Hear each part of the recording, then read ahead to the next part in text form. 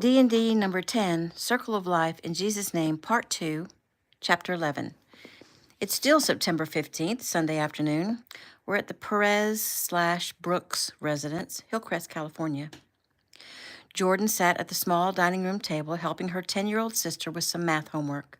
Also sitting at the table was Jamie, watching another one of Ricky Kino's martial arts movies on Jordan's old laptop from high school. Her mother was busy in the kitchen preparing a simple Sunday meal of tacos. It was an inexpensive meal that luckily Jamie and Josie both loved. Jordan glanced at her phone to check the time.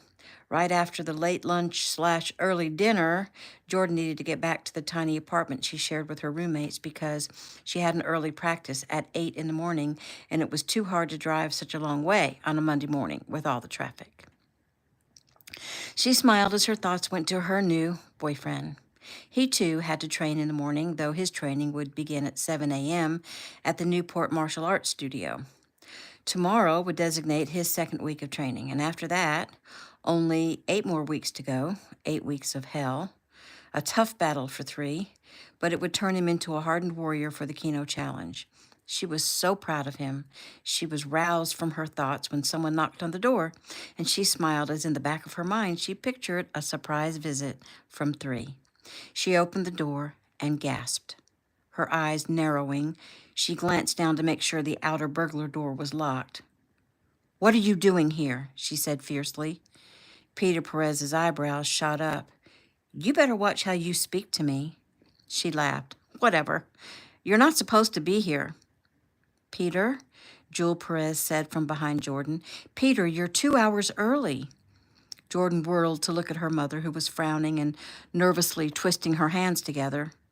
I'm sorry, Jordan. He called me this morning and asked to see the children. I told him not to come until 4. Jordan frowned.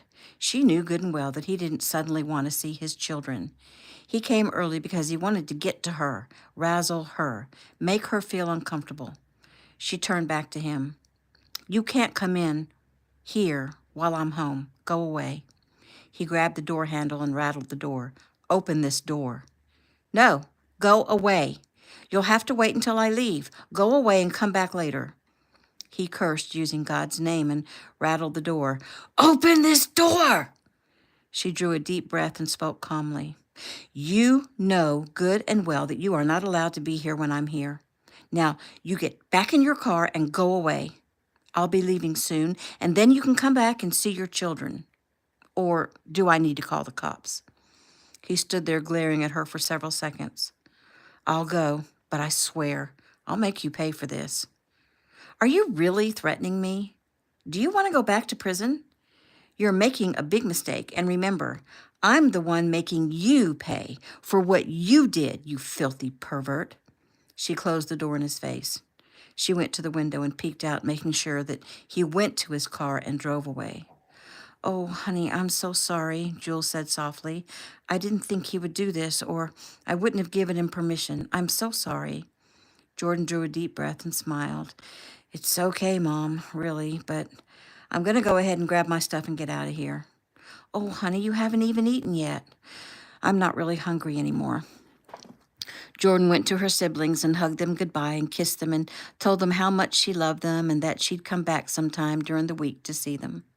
She hated leaving them. She gathered her things and then glanced out front once more to make sure her stepfather had actually left. His car was still gone, thank goodness. He threatened her. Surely that was against the probation orders. She would ask Three's Uncle Mark and see if that could get Peter Perez put back in prison for violating probation. It wouldn't hurt to try. She kissed her mom and headed out to her car and opened her trunk.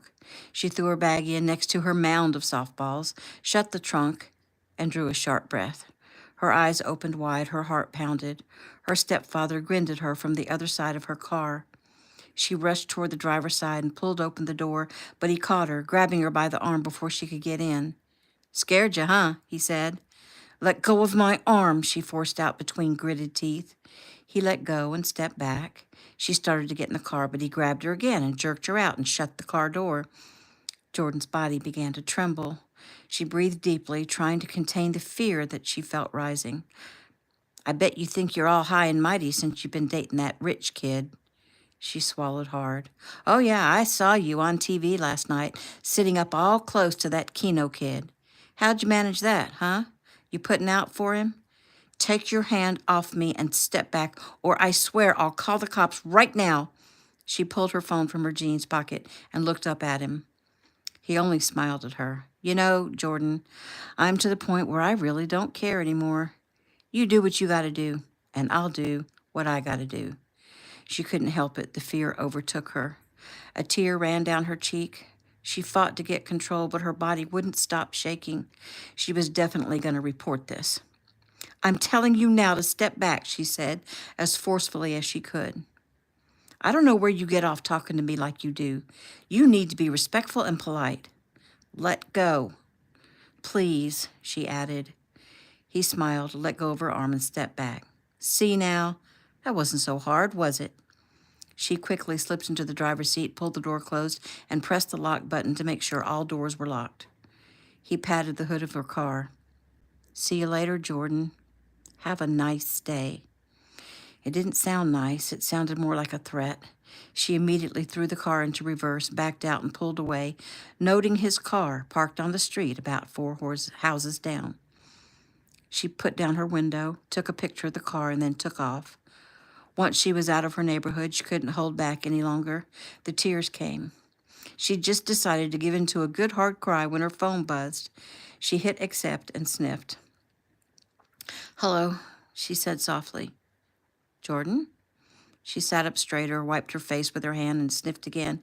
Yes, hi, Eric. What's wrong? What makes you think something's wrong? Because you didn't call me 3, and because you sound like you're crying. What's wrong? She sniffed again. Nothing. Listen, I don't want to talk right now. Wait! Don't hang up, please, Jordan. Honey, what's wrong? What's happened? The tears started anew, and she sniffed loudly. My stepfather came by the house. Did he hurt you? Not really, but I thought he was going to. I thought he's not supposed to come near you. He's not supposed to, but he doesn't seem to care about that. When he grabbed me, I threatened to call the police, and he said he just really didn't care anymore. When he grabbed you? She was silent. Jordan? Yes, she whimpered. He sighed. Okay, hon. Where are you? I'm driving. I'm on my way back to school. I have an early practice tomorrow. Have you passed my grandparents' turnoff yet? She sniffed. No. Come to my grandparents' house. I'm here. We need to talk and to figure this out. My Uncle Mark is here too. We're going to get this taken care of, okay? I don't feel much like talking to anyone right now. Okay, that's fine. But I'm not just anyone. Don't you trust me? She was silent as she thought. Well, yes, I trust you. Come to me, sweetheart. Okay, but I have an early practice. I'll make sure you get there on time. She drew a ragged breath. Okay, see you in about 15 minutes. She hung up and stared at his phone. He hung up and stared at his phone and shook his head. What's up, big brother? Taylor asked as she came into the kitchen to get cookies for her little aunt and uncles. He frowned. Where's Dad? He's with Granddad and the rest of the men in the study, trying to decide on the next form of torture for you. Eric nodded. Thanks. Hey, Tay, Jordan should be driving up in about 15 minutes. Let her in for me. And be sweet. She's having a hard day. When am I not sweet? Eric smiled and headed to the study and knocked. Come in, his grandfather said. Young Eric opened the door and stepped in. Speak of the devil and he walks through the door, Joey remarked. When young Eric didn't smile, they all came to attention. Granddad, will you call the gate and tell them to let Jordan in? Eric nodded and quickly did as asked. What's up? Ricky asked his son. Young Eric looked from face to face. His grandfather, his father, his Uncle Joey, Uncle Mark, Uncle Cam, Jojo, and Logan. I don't have a lot of time before Jordan gets here, but quickly, let me explain. He went on to tell how Jordan's stepfather had tried to rape her when she was 14, that he'd gone to prison with a very light sentence, and that he'd just accosted her. I need to help her. She can't live like this. I need you to tell me what can be done, what I can do, what we can do. She's terrified. Grandmaster Keno nodded. We can do that, but we're going to need more information. Will she talk to us? Or at least to me, with maybe you present? I don't know, but she'll be here any minute and we can ask her. I mean, I had to beg her to stop here. She was on her way back to UCLA crying as she drove when I happened to call her. I got her to come here, and that's a start. He turned to Mark. I mean, if this guy violates his probation, he goes back to prison, right? Yes, depending on what that probation was in particular. Of course, it's always up to the judge's discretion. You say he accosted her. What does that mean exactly? Did he speak to her? Did he touch her? Did he hurt her? Was it premeditated? Eric nodded. I know he grabbed her. How exactly it went down, we'll have to ask. And if he goes back to prison, then what? Mark asked. If his sentence was as light as you say, it might only be for another year.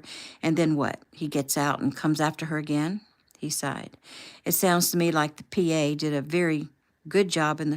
do a very good job in the first place. He should have been charged with more than attempted rape. Like what? How about child endangerment or assault with intent to commit criminal sexual conduct, assault, child sex abuse, and most importantly, incest? Incest, but he's not her actual father. It doesn't matter. If he was married to or even living with the mother of the victim, it's incest. Well, that's all like after the fact, right? Yes, unfortunately. Let's hear what she has to say first, and then we'll decide if we can bring additional charges. Young Eric nodded. I'm going to go see if she's here yet. He turned and left the room. Out in the foyer, he saw Taylor with Jordan, who was kneeling down and talking to little Noah. Jordan rose as young Eric came toward her. Her smile faded. Suddenly, with him standing right in front of her, it all came back. And she moved forward to greet him, and he put his arms around her and hugged her close, and as soon as she laid her head on his chest, the emotional dam broke. Oh, honey. Okay, he said softly as he escorted her into the living room and sank down with her onto the love seat. He held her until she quieted.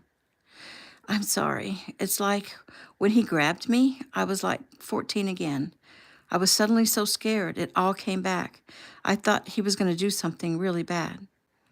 Like what? She gave a short laugh. Like finish the job. I tried to be strong. I demanded he back off, and he finally did. She reached up to wipe some tears away, and Eric noticed her hands were shaking. He took them in his hands. Okay, babe, you're all right. But please tell me you'll let me help you. Well, of course, I'll take any help I can get, but I don't know that there's anything you can do. Maybe nothing I can personally do, but like I said, I have a huge support group that is very powerful. The problem is they need more information. They need you to come and speak with them. Speak with them? Them who? He sighed. My grandfather, who specializes in overcoming trauma, my uncle, who is an attorney, my other uncle, who specializes in protecting people, and my father, who knows everyone in the world. They're waiting for you in the study to come and talk to them. I just don't feel like talking to anyone right now. He sighed. I get that, but don't let a mood keep you from getting the results you want. Can you dig deep and come with me? I'll stay right by your side, unless you'd rather I not be there at all. She sighed. I'd rather you not leave my side ever. He nodded. That may change, but for now, I won't. He stood and held his hand out to her. Follow me. They walked together back to Grandmaster Keno's study. She walked in and was surprised to see so many there. Logan and JoJo stood immediately. Hey, Logan said quickly. It's nice to see you,